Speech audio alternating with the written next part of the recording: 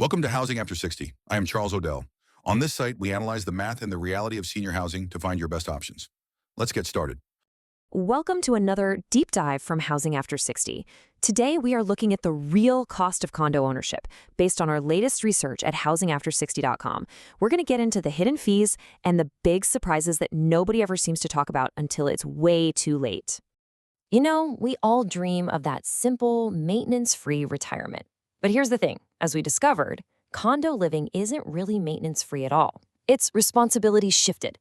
See, you might be trading in your lawnmower, but you're actually hiring a whole new team, a board, to manage massive, expensive projects like roofs, elevators, and plumbing. And that shift, well, it comes with some serious financial strings attached. And that really gets to the core of this whole maintenance-free myth. Simple just sounds fantastic in a real estate brochure, doesn't it?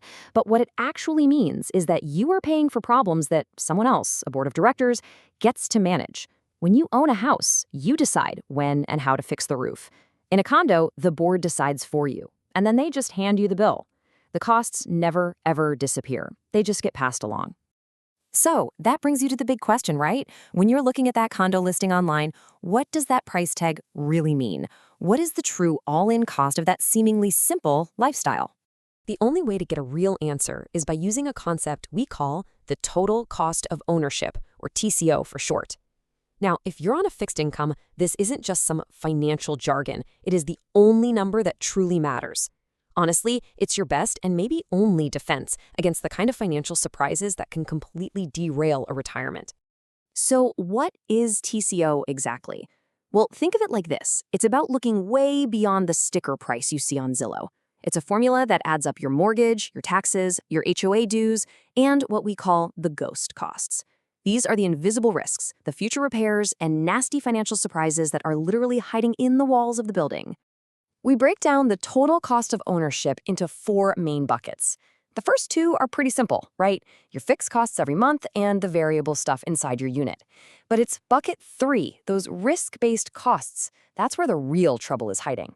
This is what we call the boogeyman of condo living.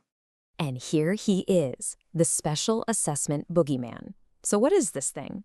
It's a surprise bill, full stop. It's a massive fee the board charges every single owner when the building savings account is empty and something huge needs to be fixed. It is the financial ghost in the machine that can pop up out of nowhere and completely wreck your budget. And look, we are not talking about a few $100s for new flowers out front. These assessments can be truly life-alteringly huge. The size of these bills can be absolutely staggering. For instance, this is not a hypothetical. This is a real number from one of our actual case files, $85,000 per unit for balcony repairs. Just take a second and ask yourself, what would you do if a bill for 85 grand showed up in your mailbox tomorrow? For a lot of people, the only option is a fire sale just to escape that debt. So how in the world do you spot this boogeyman before he gets you? The secret is a document called the Reserve Study. Think of it as the building's financial crystal ball. It's a professional report that predicts all the big repairs and how much they're going to cost. The health of this savings fund is the single best indicator of your financial risk. It's so critical, in fact, that we've posted a full technical breakdown on how to analyze one over at housingafter60.com. This chart shows you exactly what to look for. A financially healthy building is going to have its reserve fund over 70% funded. That means predictable costs. But if you see a building that's under 30% funded, that's not just a red flag. That's what we call a debt bomb. At that point, a massive, painful assessment isn't just a risk, it is a mathematical certainty. It's going to happen. Okay, so we've laid out the problem, and it's a big one. But now, let's talk about the solution. We've put together what we call the Condo Detective Kit.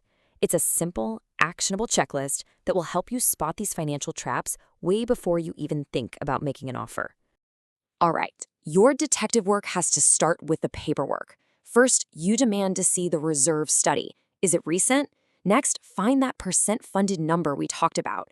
Is it over 70%?